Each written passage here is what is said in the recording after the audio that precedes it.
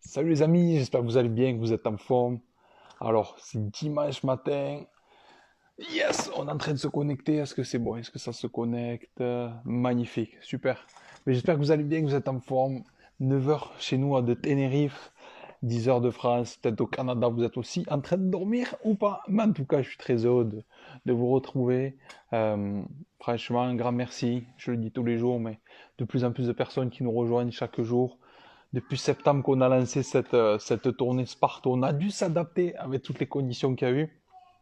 Puis finalement, ça a été exceptionnel parce qu'on a rencontré des gens incroyables et on continue de rencontrer des gens incroyables. Et encore une fois, un grand merci à toutes ces personnes qu'on a rencontrées, qui sont venues, qui partagent avec nous. Vraiment, un grand merci. On va être aujourd'hui avec Max en direct ce matin. J'essaie de ne pas parler trop fort parce qu'ici, ça dort encore un peu. Mais voilà, Max qui est une personne incroyable aussi. Donc, est-ce que j'ai reçu... Alors, on est en train de se connecter, les amis, tranquillement. Alors, euh, yes, salut Max. Yes, super, je te vois nickel. Est-ce que tu me vois, toi? Tu m'entends? Ouais, je te vois, je t'entends, tout est bon. Ok, magnifique. Alors, attends, je vais monter juste un peu le son. Impeccable. Mais Max, très heureux de faire ta connaissance. Bah, de même, Et, de même. et, Un plaisir. et merci à toi d'avoir accepté ce dimanche matin. Comme je disais, chez nous encore, je vais pas parler trop fort parce qu'ici se couche un peu plus tard. Ouais, Mais c'est 9 heures. Mais en tout cas, merci à toi, Max. Très heureux d'avoir fait ta connaissance et un super parcours incroyable. On vient de s'appeler. Tu m'as expliqué un peu tout ça. Et l'objectif de ce live, c'est justement mettre un peu le parcours de Max en avant. Comment t'en arrivé là? Pourquoi t'as décidé de devenir un athlète aussi, de te lancer dans tout ce qui est bodybuilding? mm, Et justement, s'il y a des personnes que ça intéresse, si vous avez des questions, si vous voulez en savoir plus, si vous êtes le bienvenu, restez là et on répondra à vos questions. Donc, Max, première question pour toi, c'est est-ce que tu peux nous dire qui tu es et qu'est-ce que tu fais déjà aujourd'hui? et ben moi, c'est Max. Non, je plaisante. Bah écoute, moi je m'appelle Vilat Maxime. Les gens me connaissent un petit peu plus sur les réseaux sous le pseudonyme Max Fox. Voilà. Donc je suis athlète IFBB Pro, j'ai 29 ans, je suis issu de la région parisienne où j'ai grandi, hein, en France.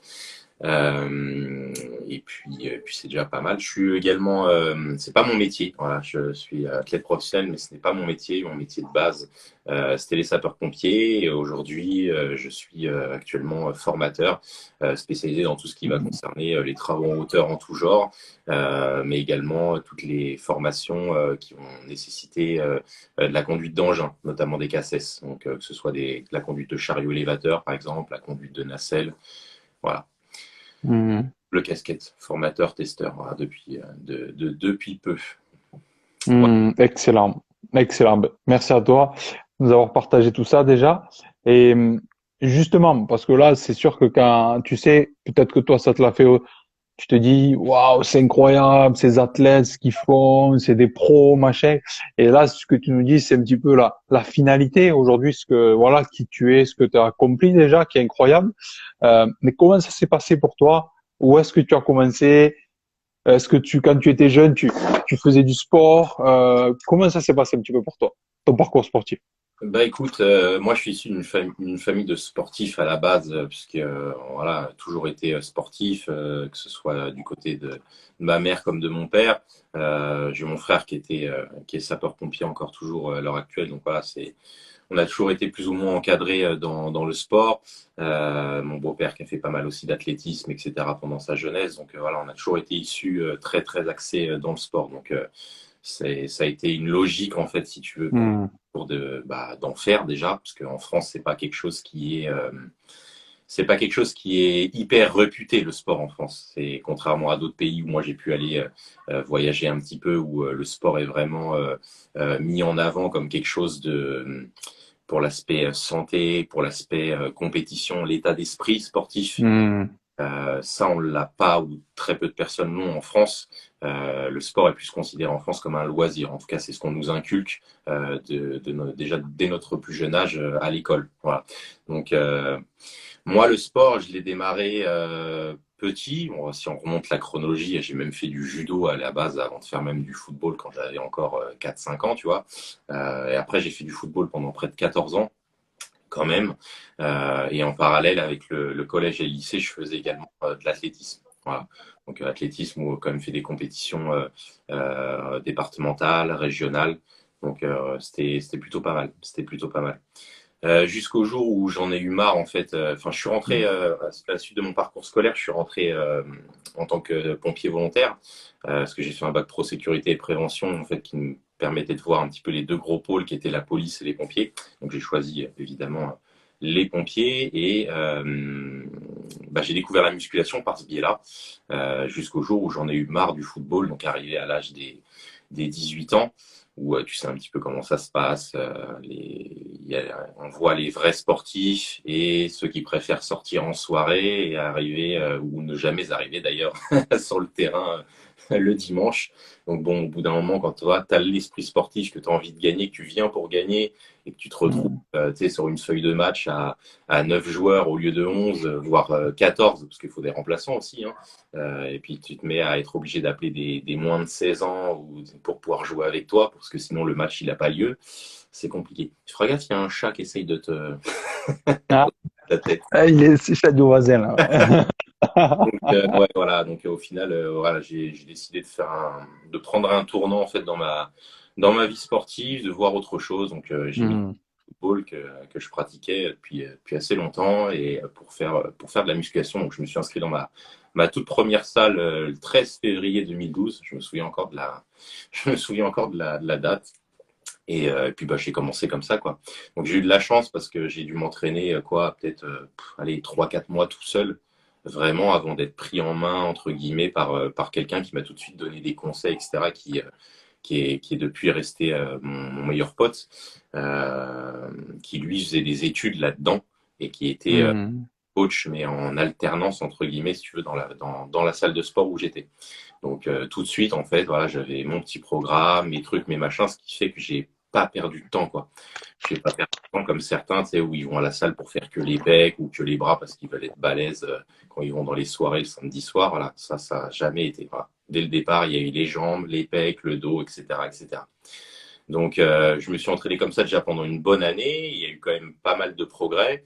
Et à partir de 2 ans, on a commencé à me faire des compliments sur mon physique. Et alors qu'à la base, j'étais une crevette, hein. J'avais juste des abdos, voilà, vraiment un ficello, quoi. J'étais pareil. Le corps que n'importe qui a. Enfin, tu prends le corps d'un joueur de football de base. Voilà, c'était moi, quoi. Mais bon, à force qu'on me dise, quand même, j'avais beaucoup progressé. C'est là qu'on a commencé à me parler de faire des compétitions de bodybuilding. Donc sur le coup, au départ, tu sais, j'ai vraiment rigolé au nez de ces personnes-là, parce que je leur ai dit, ouais, des compétitions de bodybuilding, j'ai dit, c'est quoi vos trucs, des trucs comme ça, machin. J'ai dit, c'est ridicule, tu vois, jamais de la vie, tu vois. Puis à force qu'on m'en parle, tu vois, à force qu'on m'en parle, que je vois que je progressais quand même pas mal, j'ai voulu me challenger, tu vois, et commencer à faire au moins une prépa pour aller faire une compétition pour voir ce qu'il en était. Mhm. Donc je me suis préparé pour aller faire le top de Colmar en 2015 et j'ai fini deuxième, alors qu'à l'époque j'avais même pas encore 21 ans et j'ai fini deuxième sur cette compétition alors que j'étais encore junior sur un plateau où je sais plus combien on était plus d'une quarantaine. Donc c'était incroyable pour moi, c'était incroyable. Mhm. Donc Ah, derrière, j'ai fait les c'est championnats beau de parce que c'est une grosse compétition quand même, Colmar en plus. C'est Ouais, réputé, ouais, il y a du beau monde, c'est une Colmar, belle ambiance, c'est c'est cool quoi. impressionnant. Est-ce que tu as été dans une salle où tu as, Ah, 3000 personnes devant toi? C'est une des plus belles mhm. compétitions qu'on a en France. Pour moi, c'est la plus belle. C'est la plus belle. Bon, même si maintenant, il y a quand même des shows NPC qui commencent à s'organiser en France.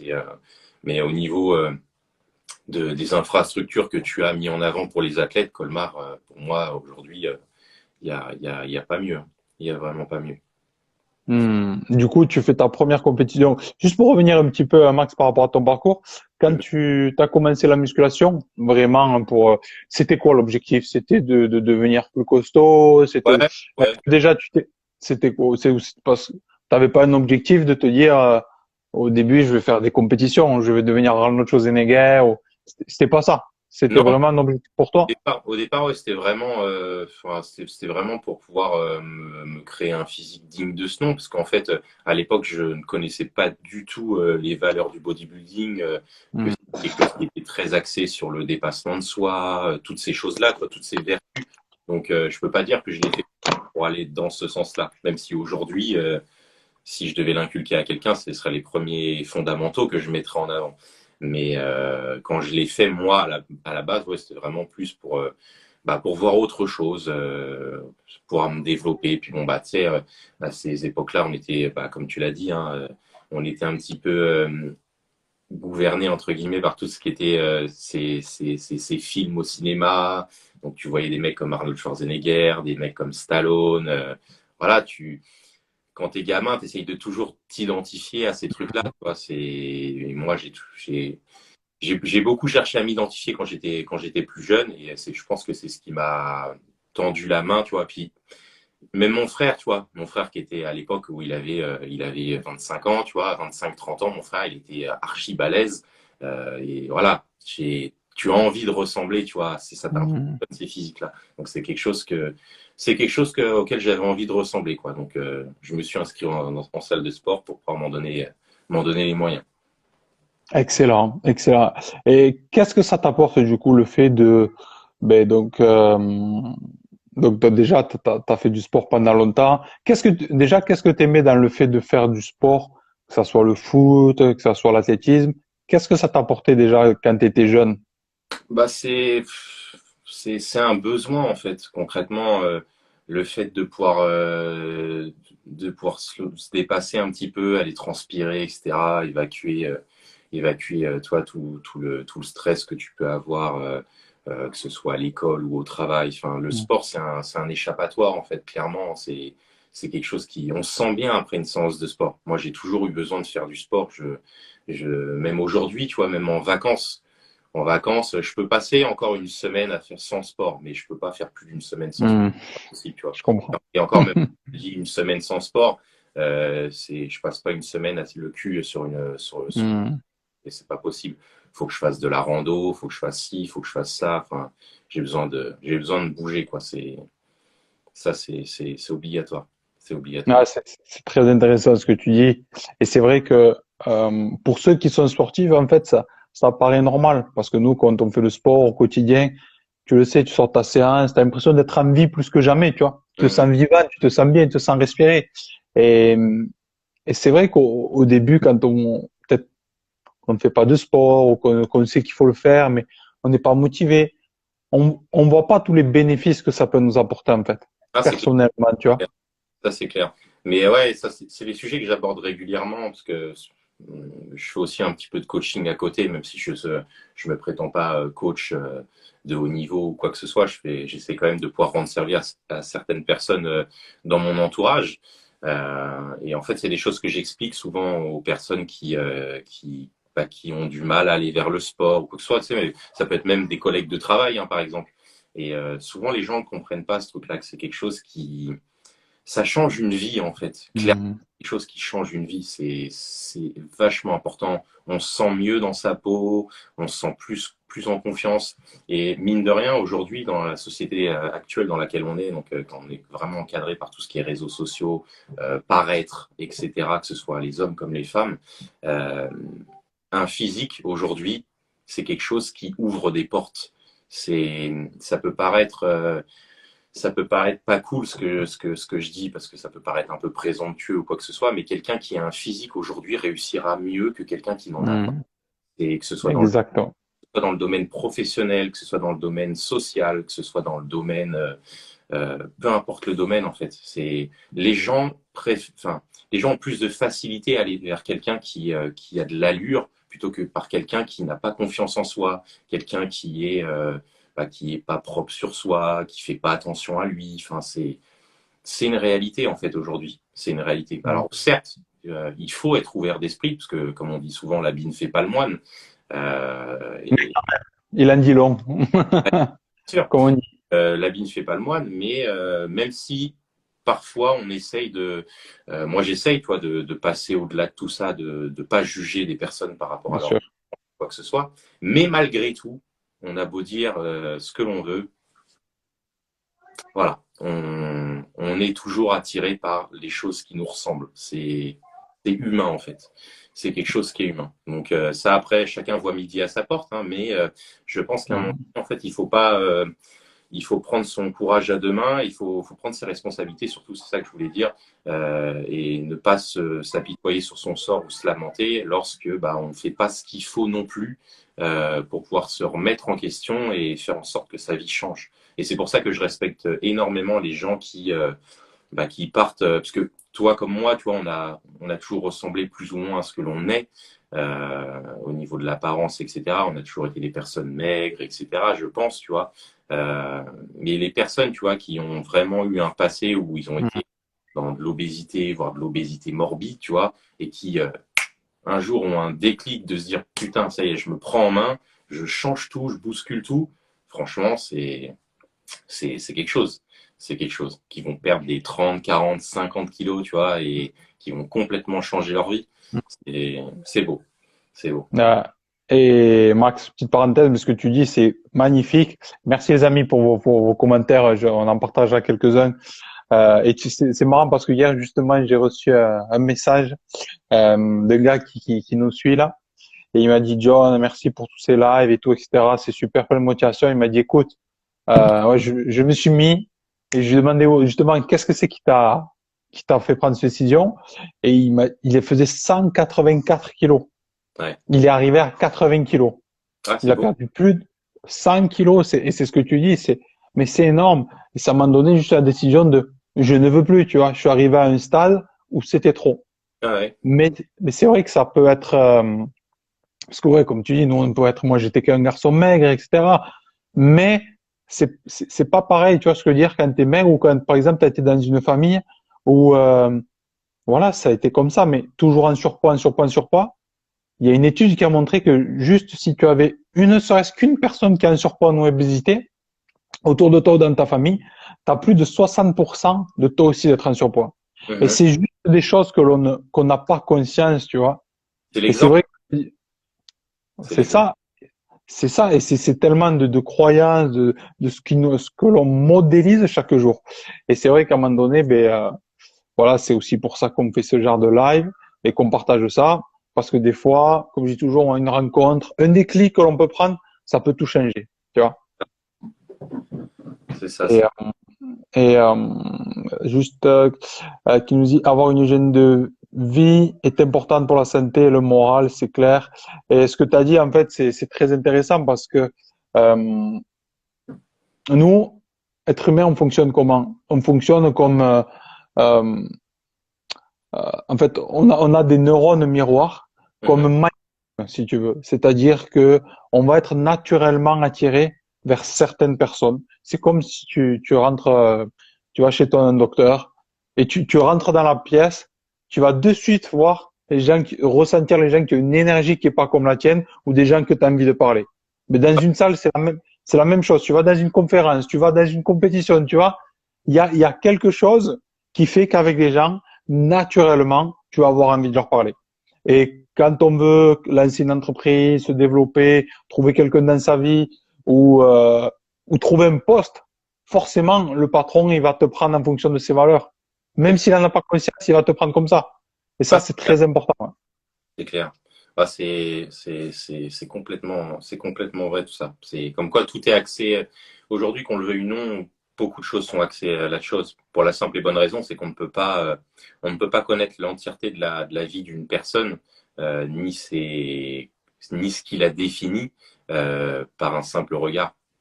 Si on pouvait le faire, si on pouvait rentrer dans la tête des gens, ça aiderait les choses à voir autrement, au-delà du physique, au-delà de l'apparence. Mais Hmm. c'est pas le cas. Donc, quand on a envie de se reprendre en main, de changer sa vie et tout, on n'a pas d'autre choix que de passer par cette étape-là aujourd'hui. Moi, il y a beaucoup de choses aussi qui m'ont fait prendre en considération. Hein. C'est que avec les pompiers à l'époque où j'étais encore volontaire, nous, au centre d'incendie et de secours qu'on avait, on a été les premiers en France à avoir le premier VSAV bariatrique, c'est-à-dire le VSAV pour les personnes en surpoids, c'est-à-dire les personnes de plus de 180 kilos. Donc on était amené à se déplacer sur des interventions qui avaient lieu toute la grande couronne. Enfin, moi, j'ai eu affaire à des personnes où je me demandais comment c'était possible d'en arriver là, quoi. C'était des personnes au point où ils pouvaient plus du tout se lever ni marcher. Des personnes de plus de 300, de plus de 250, 300 kilos, quoi. On se demande comment on peut en arriver là, en fait. C'est encore être en surpoids, avoir un peu de ventre, etc. Tu vois, c'est une chose, c'est une chose, mais ça n'empêche pas de vivre en soi. Par contre, quand tu Hmm. as pu pouvoir te déplacer, pu pouvoir aller te laver, que tu deviens dépendant de quelqu'un, c'est des choses qui sont très difficiles à comprendre. Comment est-ce qu'on peut en arriver là, en fait, c'est très très compliqué. Donc ouais, de voir des choses comme ça, comme de voir des accidents ou quoi que ce soit, ça te met des claques dans la gueule, quoi. Et puis ça te fait grandir, ça te fait mûrir, ça te fait prendre conscience de certaines choses, quoi. C'est Hmm. très important tout ça. Yes. Yes, Max. Et du coup, pour revenir à ton parcours, donc tu t'es lancé, donc tu nous as dit en 2012 à la musculation, tu as commencé à faire la première compétition.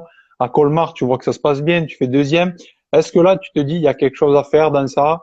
Ouais. Comment ça se passe par rapport à ça? Parce que j'imagine, après cette compétition, il y a des choses qui ont changé, des perceptions pour toi. Mhm. Qu'est-ce que tu te dis? Bah, écoute, enfin, je pense que la réflexion qui m'est venue, qui m'a frappé, parce que c'est vraiment le cas, quand tu viens faire une compétition auquel t'attends pas grand-chose, et quelle finalité tu finis deuxième, voire carrément tu la gagnes celle d'après, parce que c'est ce qui s'est passé, hein, je finis deuxième, 15 jours après je finis premier. Tu te dis putain merde, tu dis encore la première, tu te dis ouais ça peut être de la chance, quelque chose comme ça. Et quand tu en finis par faire deux classements sur deux compétitions d'affilée, tu te dis putain merde, peut-être qu'à la finalité je suis bon pour ce sport-là, tu vois. Et ça c'est marrant parce que c'est un point pareil que j'aborde régulièrement quand on parle de parcours sportif et tout. Moi je pense que en fait l'être humain, et j'en suis persuadé, que chaque être humain, quel qu'il soit, Hmm. doit être archi bon dans une spécificité, d'accord, dans un sport. Alors, et pour moi, il faut juste prendre le temps de trouver lequel, tu vois. Je suis persuadé que chaque personne peut être, par exemple, professionnelle dans telle ou telle activité, tu vois. Alors peut-être que ça peut être du badminton, peut-être ce qu'a fait du ski alpin, du curling, j'en sais rien, hein. Mais je suis persuadé de ça. Je pense qu'on est tous prédisposés euh, Hmm. à un sport. Alors, il y en a pour certains, ça va être des sports de réflexe, d'autres des sports de force, d'autres des sports d'agilité, enfin, tu vois. Et je suis persuadé de ça. Je suis Ouais, persuadé. c'est super intéressant. Petite parenthèse, pardon, je me permets, Max, parce que il y a quelque temps, j'ai fait une interview avec Fabrice, un gars extraordinaire qui avait fait les JO en 92 et que ça fait plus de 20 ans qu'il s'occupe du stade de rugby de Toulouse, tu vois, de leur faire la préparation, tout ça. Les C'est un JO, gars vraiment, ouais, JO il a connu la 92. Dream Team.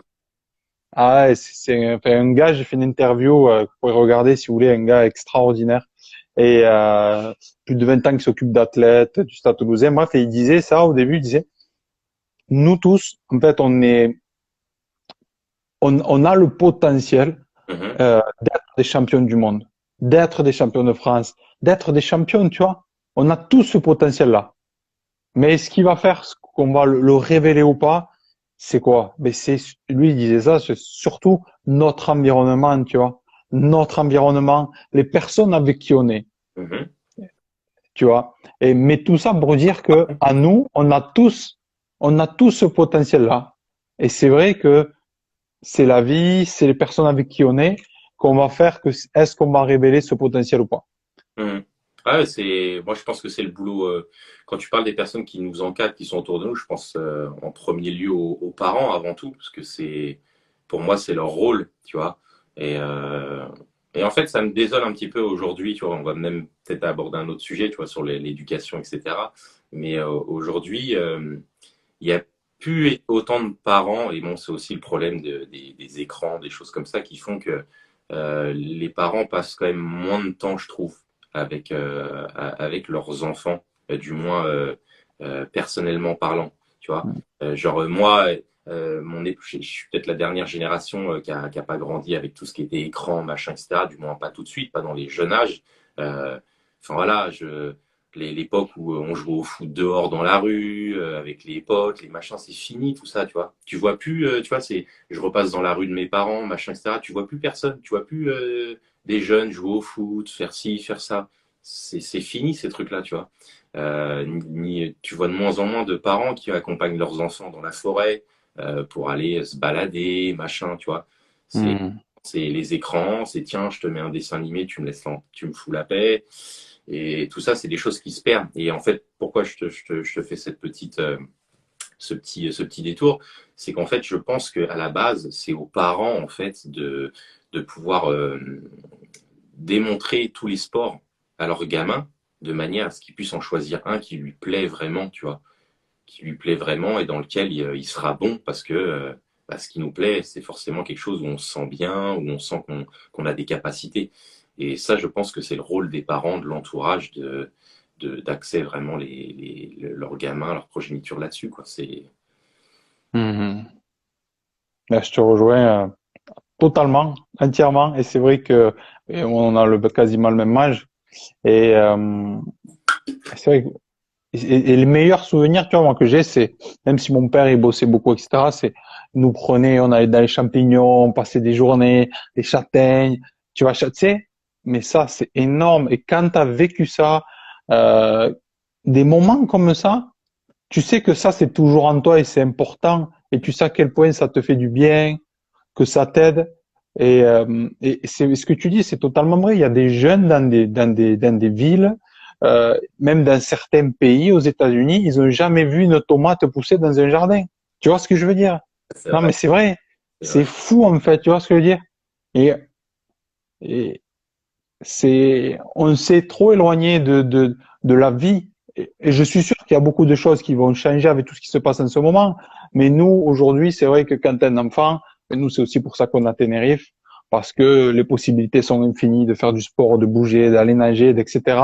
Mais c'est notre responsabilité. Parce que oui, il y a toujours la facilité de se dire, oui, ben, je dis pas qu'il faut pas regarder un dessin animé, que c'est super. Mais ça doit pas occuper toute la journée, tu vois. Ton enfant, C'est si clair. tu l'amènes pas à faire des choses, nous, on le voit, tu vois. Notre fille Athéna, 3 ans, elle veut toujours bouger depuis petite, faire du sport.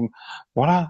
Mais les enfants, si on les éduque comme ça, si on leur montre, ils vont aimer, en fait. Tout simplement. Ah, ouais, de toute façon, ils découvrent les choses qu'on leur démontre et ils apprennent à apprécier les choses qu'on leur démontre. Donc, c'est clair que si tu lui démontres rien au gamin, il risque pas d'aimer grand chose dans la vie. Alors que si tu lui fais voir un panel de choses, après lui derrière, il va être en mesure de pouvoir choisir ce qu'il aime et ce qu'il n'aime pas. C'est vachement important. Hmm. C'est vachement important. Yes. Yes. Et tout part de là. Comme tu disais, c'est vrai que tout part de là, même si tout est possible et que chacun a son histoire. Mais du coup, Max, pour revenir sur ton histoire à toi, ok. Donc tu vois que tu fais des super résultats. Donc là, tu te dis quoi? Tu te dis j'ai quelque chose à faire, j'ai peut-être trouvé mon truc. Bah ouais, ouais, que clairement, enfin, en tout cas, me donner plus de chance encore, me laisser encore un peu plus de temps pour voir où est-ce que ça mène. Donc la deuxième année, je suis reparti sur les mêmes compétitions parce que bon, à l'époque, c'est vrai qu'il y avait pas d'autres compétitions que le top de Colmar et France IFBB à l'époque. Donc j'ai refait le top de Colmar en 2016. J'ai refini encore deuxième. Je voulais Par le même gars? Par le même gars? Non, c'était pas le même gars, c'était pas le même gars, mais moi je me préparais tout seul à l'époque Hmm. et enfin j'étais vraiment voilà, on savait pas qui était ce gamin qui sortait, d'où il sortait, machin. Les deux premiers qui ont gagné devant moi étaient quand même préparés par des préparateurs de renom en France, etc. Donc bon, est-ce que ça a de l'impact, pas de l'impact? Bon, après ça c'est, on connaît toujours, mais bon bref, quoi qu'il arrive, ça a des super résultats encore une fois. Hmm. La deuxième année, parce que je crois qu'on était plus de 60 sur le plateau. Enfin, c'était des plateaux impressionnants. Donc, top, quoi. Donc, j'ai refait France IFBB après Stop de Colmar en 2016. Mais j'étais plus vraiment dans les critères men's physique. Donc, parce que il s'est mis à se créer la catégorie men's physique musculaire. Et voilà, donc En fait, clairement, j'étais même pas descendu de scène hein, quand j'ai fait les championnats de France IFBB en 2016. On m'a dit qu'il fallait que j'aille voir le sélectionneur, etc. euh, pour, euh, pour discuter avec lui d'une possibilité d'entrer en équipe de France. Donc moi, je comprenais rien, parce qu'en plus, cette deuxième année-là, j'avais fait un flop, quoi. Je termine sixième. J'étais très, très, très déçu. Et à la finalité, on m'a dit ouais, il y a une nouvelle catégorie qui s'ouvre là dès les championnats d'Europe. C'est la catégorie men's physique musculaire et on a besoin d'athlètes pour représenter quoi la France quoi. Et moi je leur ai dit que c'était pas possible quoi. Je pouvais pas aller là-bas. Je venais de faire une décharge de 14 jours au poisson pour pouvoir rentrer dans les critères, perdre plus de 10 kilos et tout. Je pouvais pas me présenter 15 jours après avec ces 10 kilos à nouveau, tu vois à nouveau pour pouvoir Mhm. rentrer, quoi. C'est pas possible. Ou alors j'aurais jamais été prêt au niveau du conditioning, quoi. Donc c'est là qu'ils m'ont dit, bah écoute, si tu veux y aller l'année prochaine, il n'y a pas de problème, mais par contre, il faudra faire valoir tes droits en fait en faisant les Jeux méditerranéens à Lisbonne, là, au Portugal, qui avaient lieu au mois d'octobre. Je leur ai dit, ok, pas de problème, de toute façon, j'ai pas le choix, quoi. J'ai pas le choix. Donc, je me suis préparé je me suis reposé un petit peu avant. Je me suis préparé pour les Jeux méditerranéens à Lisbonne au mois d'octobre. Et du coup, ça a été ma première compétition internationale avec l'équipe de France. Et j'ai gagné. J'ai gagné cette belle compétition à Lisbonne, quoi. Donc, en fait, si tu veux, voilà, mon parcours, en tout cas d'athlète international, Mhm. est à ce moment-là, quoi. Et puis, c'est vrai que bah, quand tu vois, tu commences à prendre des médailles d'or, quand on parle de compétition internationale, tu commences à voyager, enfin l'équipe de France, etc. Bah tu peux plus sortir de là-dedans après, tu vois, c'est fini, c'est fini. On te donne les clés du royaume, tu peux plus revenir en arrière après. C'est Mhm. Et, donc et du c'était coup, qu'est-ce qui se passe, Max, pour toi après par la suite?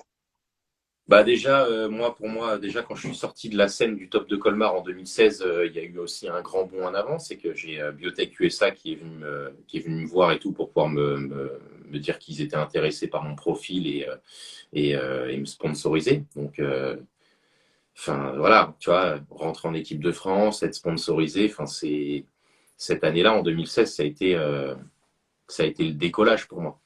Donc, une fois que j'ai été lancé, c'était parti, quoi. Je pouvais plus faire bon en arrière, quoi. Je pouvais plus faire bon en arrière. Mhm. Et après, on a refait d'autres compétitions. Après, derrière, j'ai fait les championnats d'Europe.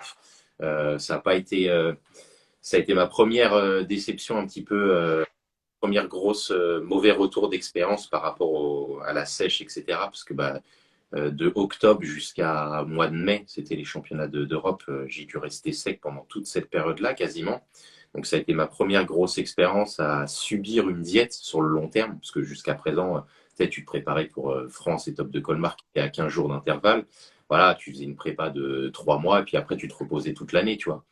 Là, ça a été ma première expérience où il a fallu que j'enchaîne pendant plusieurs mois et mentalement, j'étais pas prêt. Clairement, clairement, j'étais pas prêt à tenir une rigueur aussi longue, quoi. Donc, il y a eu il y a eu des hauts, des bas, etc. Et bon, qui font que j'ai pas fait un super résultat à Europe. J'ai fini quand même dixième, tu vois, à Europe, alors que je pensais pas du tout avec le physique que j'avais rentrer là-dedans. Mais j'ai quand même fini dixième et ça m'a quand même permis d'aller au championnat du monde, tu vois. Et à finalité, championnat du monde, donc tu vois, de mai, championnat du monde, c'était en octobre, ouais, à Benidorm. Et au final, je prends ma Mhm. championnat du monde où je termine cinquième. Donc, c'est Magnifique. un beau parcours qui a fait que de continuer, tu vois. Donc derrière, j'ai fait des Diamond Cup en Italie pour pouvoir essayer de gagner une carte pro. J'ai gagné ma première carte pro sur la deuxième Diamond Cup que j'ai fait. Voilà. Et sauf qu'il y a eu la scission qui est arrivée, la scission des fédérations et qui fait que bah du coup j'ai gagné la carte pro dans la mauvaise entité entre guillemets, en tout cas celle qui ne donnait plus accès à Mister Olympia, parce que bon bah voilà c'est quand même le but ultime, c'est Mhm. voilà Le d'être gras. de concourir dans la plus grande ligue. Enfin, moi, j'ai aucun intérêt d'aller dans une ligue où il y a personne, dire que tu es gagnant, enfin, ça rime à rien, tu vois. C'est soit tu es dans la plus grande, soit tu y es pas. c'est comme si tu étais joueur de football et que tu n'avais jamais accès à la Ligue des Champions. Enfin, c'est, Hmm. ça rime à rien. Donc voilà, ça a été comme ça. Ça a été comme ça. Donc du coup, bah, j'ai quand même voulu essayer de faire une compétition dans la ligue IFBB Europe où on était. Je voulais faire l'Arnold Classic, donc j'avais commencé à me préparer, etc. Et en fait, j'ai appris en cours de route qu'il fallait avoir une invitation. Donc quand je l'ai demandé au président, le président de la France avait demandé au président général de l'IFBB si on pouvait y être. Le mec a mis 5 semaines à nous répondre pour nous répondre négativement, tu vois. Donc toi, tu es en prépa depuis plus de 5 semaines déjà, les frais que ça occulte, etc. Pour la finalité qu'on te dise, bah non, vous pouvez pas y aller. Parce que vous avez pas fait d'autres compétitions. Alors, en fait, mec, on vient de gagner une carte. Donc forcément, on n'a pas fait de compétition avant, tu vois. Donc voilà, ça a été, du coup, on l'a très mal pris. Du coup, moi, je me suis barré, parce qu'en plus, quand on voyait les résultats qu'il y avait dans cette catégorie pro, dans cette ligue pro qui était nouvelle, on s'apercevait qu'il y avait que des mecs, ils faisaient passer que des men's physiques. Parce qu'en fait, il y avait men's physique et men's physique musculaire, mais quand ils devenaient pro, c'était tout le monde à la même effigie après derrière. Donc tu te retrouves Hmm. avec des mecs qui étaient comme ça, des mecs qui étaient beaucoup plus skinny. Et à la finalité, tu voyais que tous les mecs qui gagnaient sur les compétitions, à chaque fois, c'était les mecs skinny. Donc tu te dis, ouais, en fait, on a gagné une carte pro pour faire quoi? Pour rester accroché au rideau pendant toute la compète. Donc, bon, bref, Hmm. on a décidé de partir. Yes. Moi, je suis retourné en amateur. Ils avaient commencé à mettre des compétitions NPC en Europe, voilà, notamment en Espagne. Et j'ai été refaire plusieurs compètes. J'ai été refaire des compétitions en Italie où ça n'a pas donné grand-chose. J'ai fait une compétition aussi à Birmingham. Voilà, ça n'a pas donné grand-chose non plus. Enfin, du coup, du moins pas gagné, hein. Et j'ai fini par une compétition à Alicante où j'ai tout raflé, où je me suis vraiment sorti les doigts du cul et j'ai tout raflé ma catégorie et l'overall, quoi. Devant pas mal de mecs qui, à la finalité aujourd'hui, sont tous pros, quoi. Hmm. Excellent. Donc très très bon. C'était un très très bon souvenir, ouais. Magnifique. Du coup, Max, la question qui me vient par rapport à tout ça, le fait de voilà de se lancer dans la muscu, après une compète, deux compètes, trois compètes. Euh, mais comme tu l'as dit toi-même un petit peu, est-ce que c'est pas quand tu commences à mettre les pieds là-dedans, est-ce que c'est pas quelque part, oui, c'est un cercle vertueux, positif, de dépassement, de plein de choses que ça t'amène, mais est-ce que tu deviens pas aussi dépendant de ça? Carrément, carrément. Bah, on devient dépendant parce que au-delà du sport, en fait, après, il y a un peu la médiatisation un petit peu de tout ça, même si le bodybuilding n'est pas un sport qui est très médiatisé. Mais moi, j'ai démarré les compétitions quand, entre guillemets, les réseaux sociaux ont commencé, tu vois. 2015, Mhm. ça a vraiment été l'arrivée de Facebook complet. Après, il y a eu Instagram un petit peu plus quelques années aussi après. Mais voilà, notre sport a été vraiment médiatisé, mis en avant grâce aux réseaux sociaux. Et aujourd'hui, on est quasiment le sport le plus médiatisé, je trouve, des réseaux sociaux. En tout cas, on parle du football, on parle de tous ces trucs-là, mais c'est vrai que le fitness est devenu ultra démocratisé à travers Instagram. Enfin, ça Il n'y a que ça presque. a pris un élan incroyable en fait. Je pense que sur les réseaux sociaux, je pense pas me tromper en avançant que le fitness, c'est le sport numéro un sur les réseaux sociaux. Que ce soit Mhm. des parodies, que ce soit des conseils, enfin des compétitions. Enfin, c'est vraiment quelque chose qui est devenu ultra médiatisé. Donc quelque part, ouais, on devient dépendant de ça parce que qu'on le veuille ou non, c'est quelque chose qui plaît en fait. C'est quelque chose qui plaît. C'est pouvoir quand tu sais, quand tu as des retours de personnes qui te motivent déjà, ne serait-ce que pour tes préparations. C'est con à dire, hein, mais quand tu fais une prépa, tu es tout seul dans ton coin, pas de soutien, rien, et que à l'inverse, bah, tu publies des choses sur les réseaux et puis bah, qui Mhm. te soutiennent, qui t'écrivent tous les jours, plusieurs fois par jour. C'est en plus de ta simple famille, bah putain, ouais, Yeah. putain, ça aide, ça donne de l'élan, ça donne carrément de l'élan. Donc ouais, on devient facilement dépendant de tout ça. on devient vraiment facilement dépendant de tout ça parce que c'est vraiment un gros plus au quotidien. Hmm. C'est un gros plus. Excellent, Max. Mais merci à toi d'avoir répondu à cette question. Et l'autre question que je te posais, justement, c'est est-ce qu'à un moment donné, pour toi, aujourd'hui, hein, bon, même si tu que 30 ans ou quoi, etc., euh, est-ce qu'à un moment donné, justement, de tout ça, d'un peu de cette image, etc., il faut pas se mentir, ça demande aussi de se dire, ben, faut que je reste au top, il y a une certaine exigence, du coup, d'image aussi. Est-ce qu'à un moment donné, tu t'en as pas eu, ça a pu t'arriver peut-être d'en avoir marre de tout ça, se dire, ben, maintenant, j'ai envie d'être un peu plus tranquille, ouais, je me suis construit cette image, peut-être ça m'a amené, ça m'a porté, ça m'apporte encore, mais peut-être j'ai envie d'être un peu plus tranquille. Ah, c'est un point qui est récent en plus. Donc, tu fais très bien d'en parler, mais j'ai eu un gros coup j'ai eu un gros coup au moral par rapport de remise en question par rapport à tout ça dernièrement sur Hmm. l'année, bah, depuis l'année 2019, clairement. Parce qu'en fait, il faut savoir une chose, c'est que le bodybuilding, c'est une chose, mais en fait, c'est toujours plus. C'est toujours plus. Il y a le niveau amateur où pour certains pour certains on va être doué génétiquement, d'autres pas. Donc il y a plus ou moins de rigueur à avoir. Mais en fait le problème qu'il y a c'est que quand vous passez professionnel, on tombe qu'avec des mecs qui sont incroyables en fait. C'est-à-dire que Hmm. ce que j'expliquais aux gens, c'est quand tu fais une compétition amateur, tu es toujours en train de chercher dans les backstage le mec qui va te faire chier sur scène, tu vois. Celui avec qui tu sais que ça va batailler au niveau des points. Mais quand tu es dans les coulisses, et c'est ce qui m'a, c'est le premier ressenti que j'ai eu quand j'ai fait ma toute première compétition pro, c'est que tu dis putain, mais en fait, il y a que des mecs qui vont me faire chier.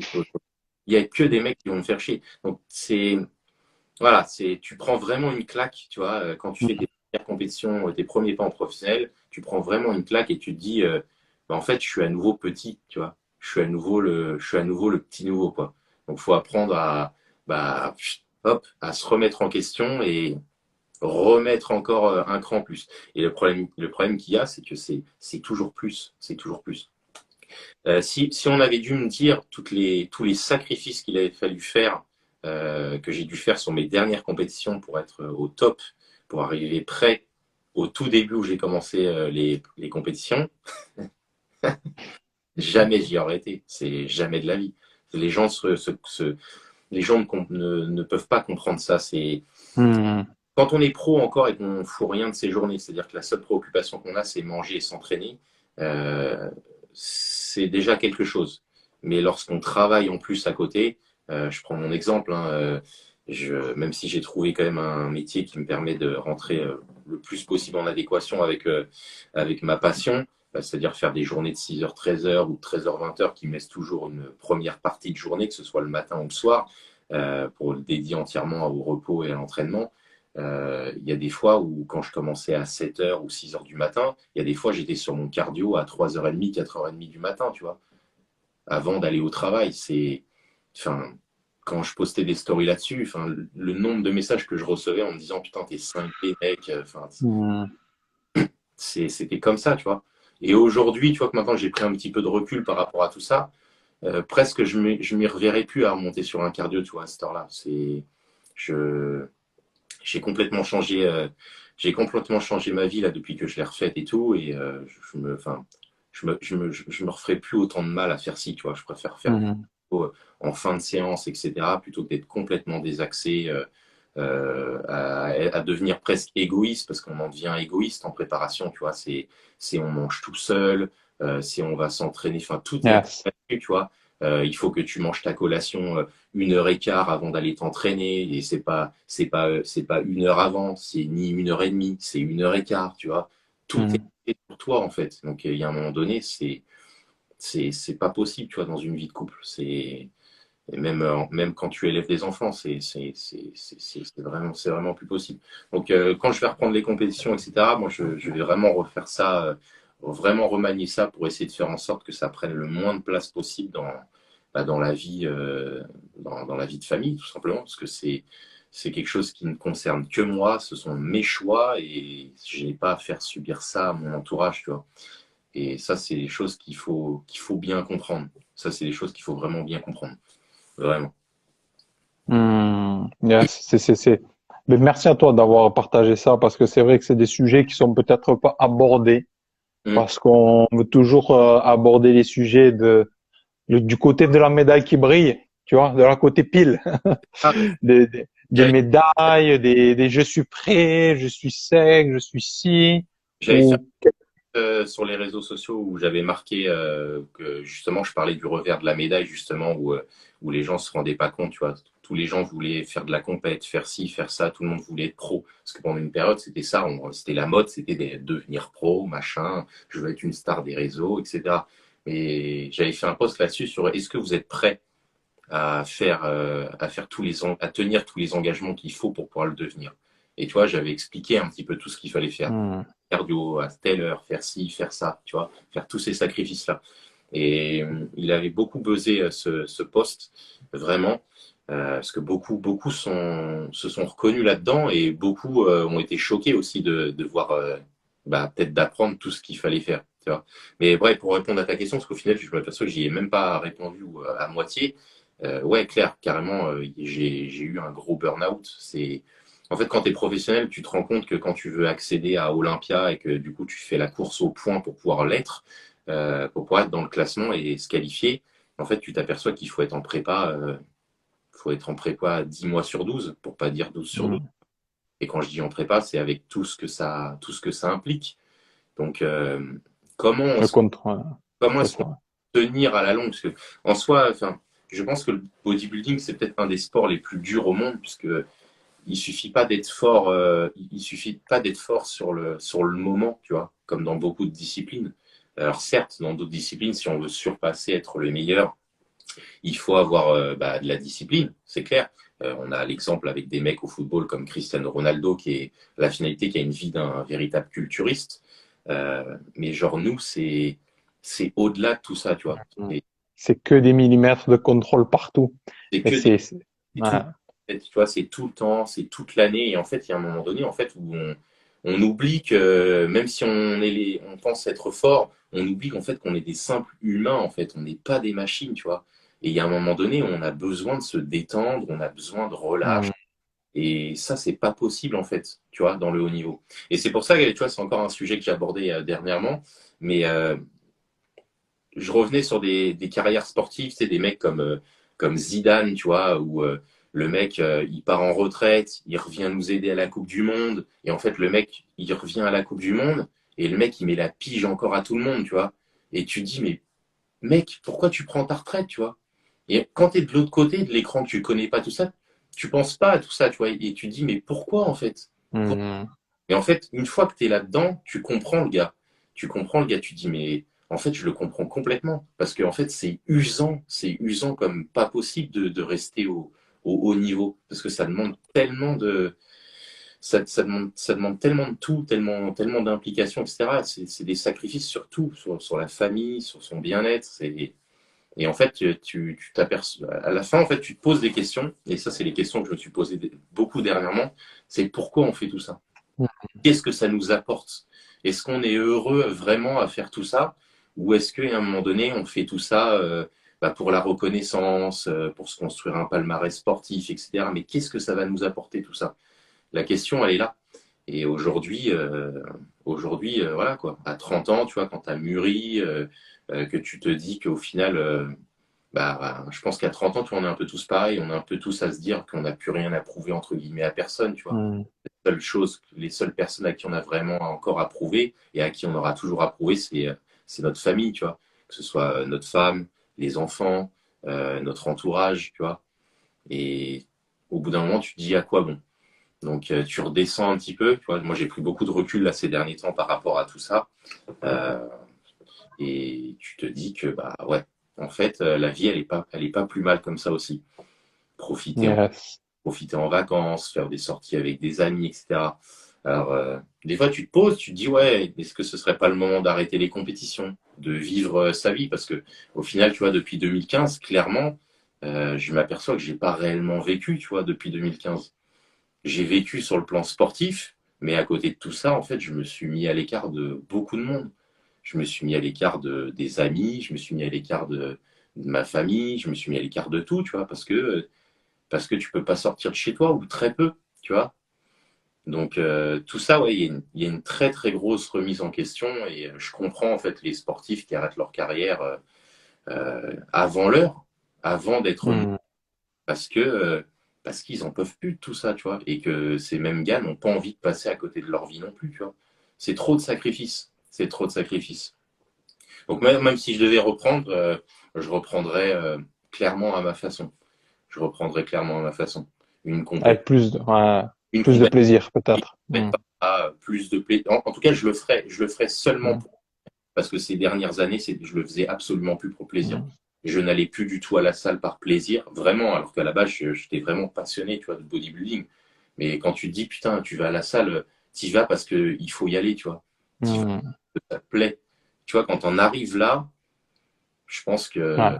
pense que c'est vraiment le coup de trop, tu vois. C'est vraiment le coup de trop. Donc faut pouvoir réfléchir à tout ça. Faut vraiment pouvoir réfléchir à tout ça quand on se lance. Et faut savoir s'écouter, je pense tout simplement. Bah, Faut pardon, Max. Ouais, non, mais ce que tu dis, c'est exceptionnel et c'est ce qu'on retrouve, en fait. Mais moi-même, c'est ce que j'ai connu aussi. Quand, quand tu te lances, et au début, c'est pour le fun, c'est super, tu as des résultats, ça crée un cercle vertueux, ça te crée une confiance. Et puis, comme nous, on est quand même des compétiteurs, ben, forcément, tu as envie de monter, tu as envie de devenir le meilleur. Donc, c'est cool parce que tu t'en rapproches quand même quelque part. Même si tu es là, tu t'en rapproches, tu fais bien. Et puis, tu as cette excitation, cette magie. Et puis après aussi, il y a quand même une pression, en fait, extérieure ou des sponsors ou du club dans lequel tu peux jouer, de tout ça. Parce que, et en fait, cette pression-là, elle peut te couper le plaisir, en fait. Elle peut te couper le plaisir de pourquoi j'ai commencé à faire les choses, en fait. Pourquoi j'ai commencé à faire les choses. Et, c'est et surtout, c'est ouais. surtout ça te donne ça te donne des responsabilités. Quand t'es sponsorisé, que tu as des gens qui te suivent, qui comptent sur toi, etc., tu te dis que même quand tu as envie de lâcher prise, tu peux pas le faire, tu vois.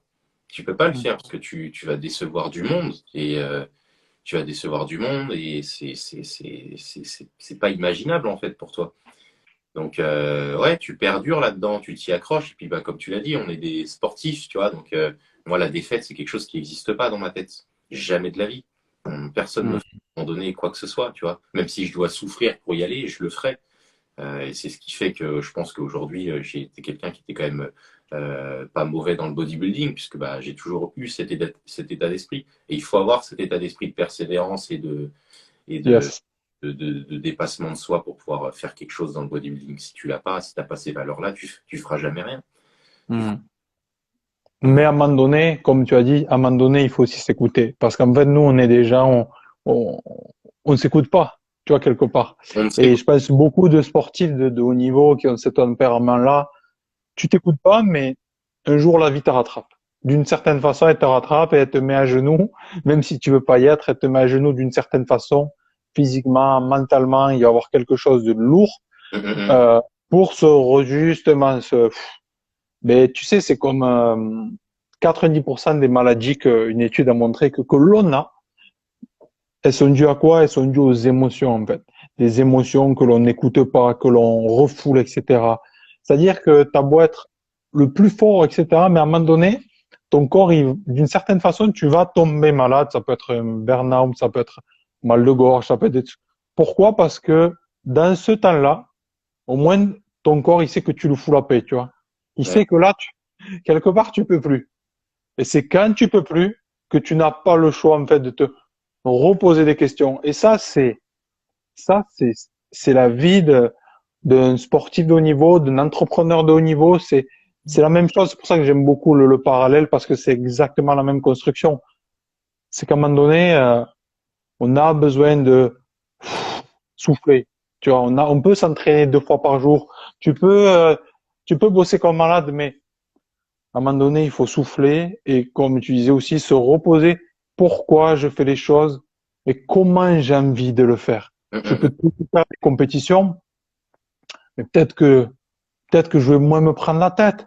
Mais aussi, c'est vrai que, et après, on est tous différents. Je dis pas qu'il faut faire comme ci ou comme ça, mais c'est vrai que moi, pour avoir fait une compétition, pour relever un défi, j'ai fait, c'était quoi?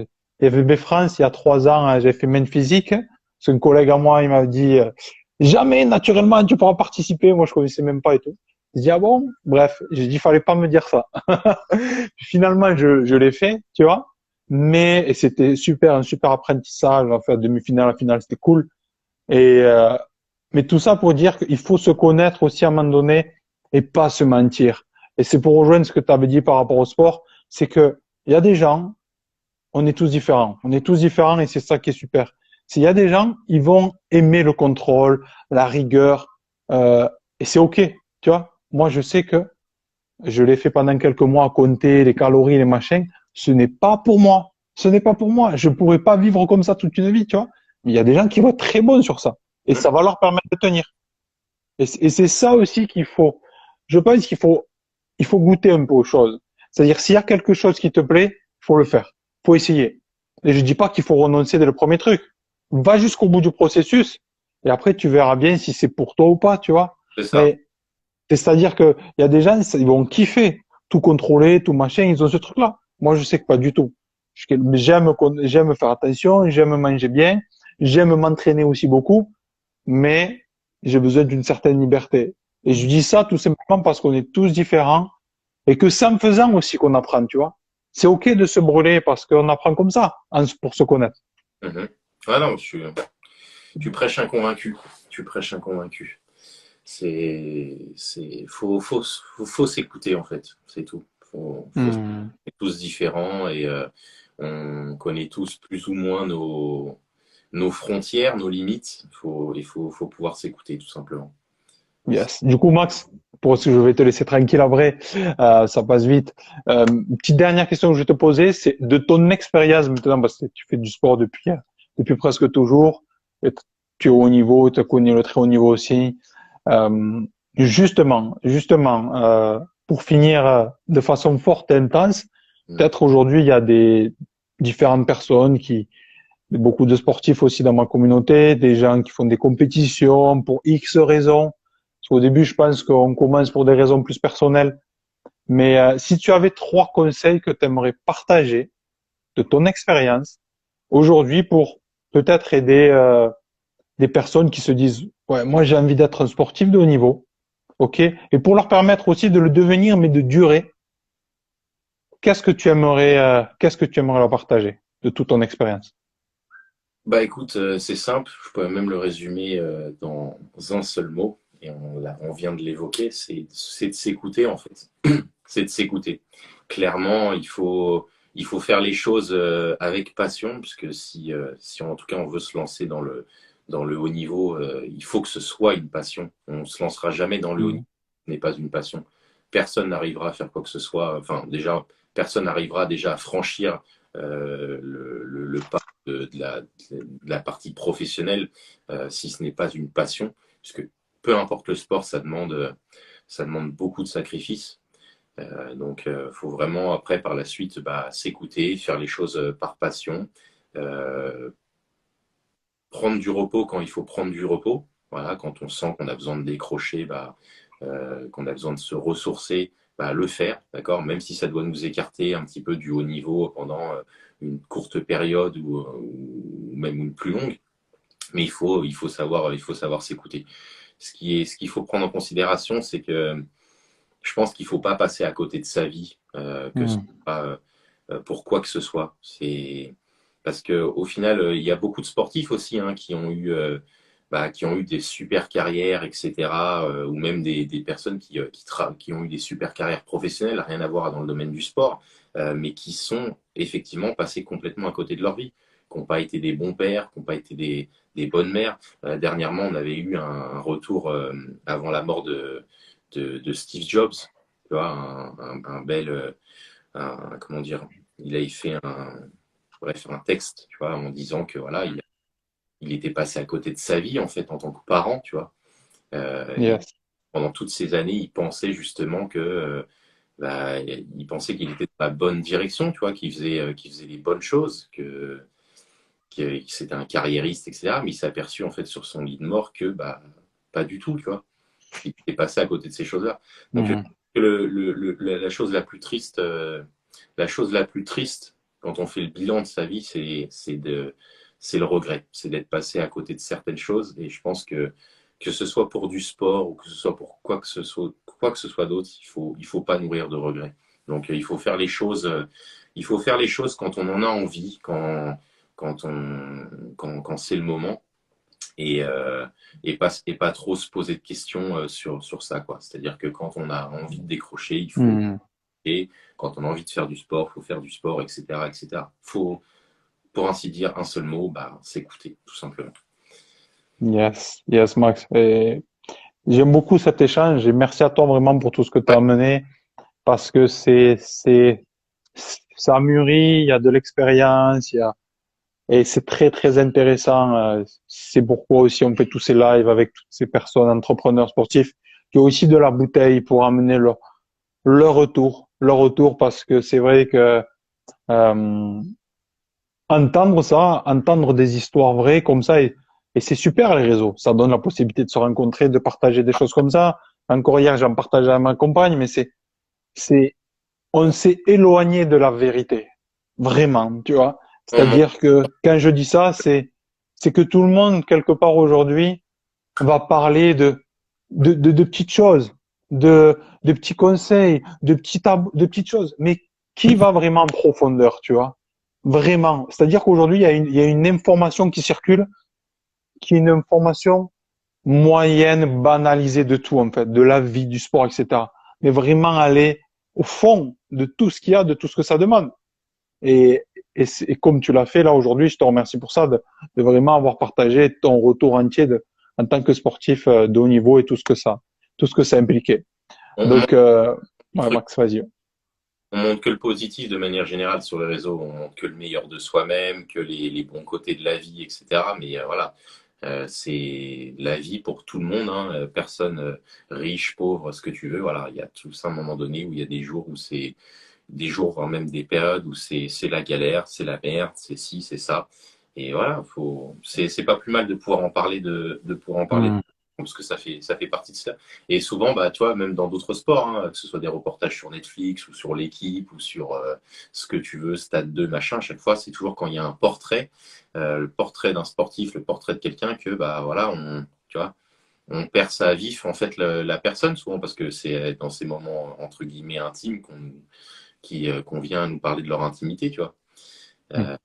Donc c'est bien de pouvoir en parler aussi pour que et moi j'en parle de temps en temps. Enfin, en tout cas, j'en ai beaucoup parlé à l'époque où j'étais dans cet état d'esprit-là où ça allait pas du tout, etc. J'ai fait beaucoup de posts là-dessus, hein. Alors peut-être que ça a peut-être des connotations dépressives, etc. Mais la finalité, ouais, j'avais besoin de m'exprimer et de faire ressentir les choses. Je me suis jamais caché sur ce que je faisais ou me faire passer pour quelqu'un d'autre sur ce que je publiais sur les réseaux sociaux, etc., auprès de ma communauté. Ça a toujours été pas entièrement transparent non plus, parce qu'on l'est jamais à 100%, tu vois. Hmm. Je vais pas faire un live en pleurant quand ça va pas, ou faire un live quand je pète la forme et que je suis hyper content. Ouais. Je partage des moments de vie. Donc certes, on partage pas tout, heureusement d'ailleurs, parce que sinon Instagram, ils en auraient. Hmm. Mais voilà, voilà. Moi, j'ai toujours été, en tout cas, un minimum transparent en fait sur les réseaux sociaux et je me suis jamais caché de tout ça, quoi. Quand ça allait pas et j'en faisais part, quoi. J'en faisais part parce que c'est bien beau de toujours de voir tous ces petits jeunes à chaque fois qui te disent ouais, j'ai envie d'être influenceur, j'ai envie d'être athlète professionnel, etc. Tu vois. Et ils mettent tout de côté, quoi, limite pour ces trucs-là, tu vois. L'école, etc. Alors que c'est l'école, le travail alors que ça doit pas être une priorité. Hmm. Et aujourd'hui, influenceur, c'est pas un travail. Enfin, pour moi, c'est pas un travail, tu vois. C'est ok, il y en a qui s'en sortent très très bien. Mais il y en a combien dans le monde? Enfin, Et surtout la vie à côté. Parce des qu'on a stars, besoin d'équilibre. On des, a besoin d'équilibre des pour stars, grimper. Et quand, on n'en connaît pas ah, des. pardon. Il Ouais. n'y a pas des masses qui vivent vraiment dans le luxe par rapport à tout ça. Et puis même, c'est qu'il faut penser à une chose. C'est bien, tu vis, je sais pas, tu arrives à te sortir 3 4 000 euros par mois, même 10 000 si tu veux, tu vois. Mais en fait, tout ça, à- avant 40 ans, ça va s'arrêter, en fait. Et Mhm. elle s'arrête pas à 40 balais, tu vois. Tout à fait. 40 balais, c'est bien, hein, mais après, 50, 60, 70, 80, Mhm. tu vis de quoi après? Tu vis à C'est travailler, ça. travailler en supérette, enfin, donc faut faire un choix, mais je pense qu'à un moment donné, il faut quand même avoir une base qui est l'école, qui est le travail, etc., se construire une vraie carrière, faire les choses en parallèle à côté, même si ça prend tout notre temps, parce que c'est vraiment de ça qu'on a envie. Et à la finalité, bah, si jamais on a l'opportunité effectivement de pouvoir très très bien gagner sa vie par rapport aux réseaux sociaux, bah, prendre une décision tout simplement. Mais en tout cas, il ne faut pas axer tout dès le départ là-dessus, parce que là, on joue clairement sa vie en fait pour rien. Mhm. Et aujourd'hui, Yes, Max. c'est quelque chose qui est récurrent, hein, tu vois, dans les salles de sport et tout, le nombre de petits jeunes qui me parlent de ça ou autre, ouais, moi je veux faire influenceur, ou qui viennent te demander des conseils, ouais, j'aimerais développer mes réseaux parce que j'ai envie de faire ça dans la vie. C'est inquiétant, tu vois, quand Mhm. même. Putain, mais tu t'es toujours à l'école, mec. Enfin, tu vois, les mecs sont limite, des fois, ils sont même pas majeurs encore, tu vois. Mhm. Yes. Ouais, Ben, merci à toi, Max. Merci à toi pour tout ce que tu partages et tout ce que tu as partagé. Ton message comme ça, j'ai beaucoup aimé notre échange. Vraiment, je suis très content de t'avoir rencontré. Tu es une super personne. Je voudrais vraiment le dire. Et vraiment, vraiment, parce que dans tous les cas, on attire des gens qui nous ressemblent. Et c'est vrai que, et je le dis souvent ça, mais euh, souvent on pense que les gens sont inaccessibles, tu vois. Moi, il y a des gens qui me disent, mais comment tu fais pour interviewer tous ces sportifs, ces machins, etc. Mais je dis tout simplement, je suis moi, tu montres du respect aux gens, et c'est tout. Et tu vois, c'est juste le respect. Moi, je me rappelle, par parenthèse avec le sport, quand j'ai commencé à 15 ans, j'étais maigre aussi comme ça. Et j'arrive, c'était une salle de sport d'ancienne, tu vois. Et ça a été une chance énorme. Et il y avait des gars, il s'appelait Boucher en plus, un gars qui existe encore, un videur 132 kilos, la ligne verte mais en blanc, tu vois, le même. Et ces types-là, ils ont vu qu'on s'entraînait, ils ont vu qu'on était cool, qu'on était sympa. Ils venaient nous donner des conseils. Et tout ça pour dire que un être humain, ça reste un être humain. Et que c'est pas parce que Max, sportif de haut niveau, machin, ou que n'importe qui, tout le monde est accessible. Et aujourd'hui, justement, les réseaux sociaux, ça donne la possibilité de, ben, avec du respect, de la gentillesse, simplement, tu peux poser une question, quelqu'un peut te répondre. Et ça, c'est incroyable, tu vois. Donc, juste pour dire, tout le monde est accessible. Et que, il faut pas hésiter, encore une fois, si vous avez des questions à poser sur quoi que ce soit, d'utiliser ça positivement. Et je pense qu'aujourd'hui, Internet, c'est extraordinaire parce que ça redistribue les cartes. Les gens qui réfléchissent un peu peuvent faire des choses incroyables, incroyables. En mettant bien évidemment le respect au centre de tout, on peut faire de belles choses. Et Max, je te dis encore une fois, félicitations pour ton parcours extraordinaire. merci. Les amis qui regardent maintenant ou en replay, vous pouvez vous abonner au compte de Max Fox, et je remettrai en description, je partagerai sur YouTube aussi, je mettrai ton compte. Suivez tout ce qu'il fait. Si vous avez des questions, n'hésitez pas. Un super gars. Donc voilà, Max, merci à toi. Merci à toutes les personnes qui sont passées par là pour vos commentaires. Max, je te souhaite une très belle journée. Bah ouais. Je te laisse un petit mot de la fin. Et puis après, voilà, tranquille. Bah écoute, merci pour l'invitation. J'ai beaucoup aimé ton approche. C'est toujours un plaisir de pouvoir parler un petit peu de son parcours et de son approche et de son état d'esprit par rapport au sport. Donc c'est toujours un plaisir, on va pouvoir démontrer ces choses-là, apprendre peut-être à certaines personnes qui ne voient pas les choses de cette vision-là, parce que c'est quand même une vision qu'il faut pouvoir aborder de temps en temps dans le sport. Donc c'est toujours un plaisir en tout cas de pouvoir échanger par rapport à ça et même à d'autres sujets sur des choses où on Hmm. va avoir un petit peu d'expérience. Donc voilà, merci à toi de m'avoir offert cette opportunité-là de pouvoir partager un petit peu mon expérience, mon vécu vis-à-vis en tout cas de mon sport. Et puis bah, j'espère que je te souhaite le meilleur pour la suite en tout cas. J'espère que tu intervieweras plein d'autres personnes aussi qui pourront nous amener d'autres points de vue. Voilà, parce que c'est toujours des choses intéressantes. Et puis bah, hein, À bientôt. À bientôt. Bientôt, ouais, moi dans tous les cas, je vais passer sur Paris bientôt et puis il y aura des conférences, plein de choses. Donc, on se rencontrera en France, un de ces quatre. Merci Avec beaucoup en tout cas. Belle journée les amis, à très vite. Ciao, ciao.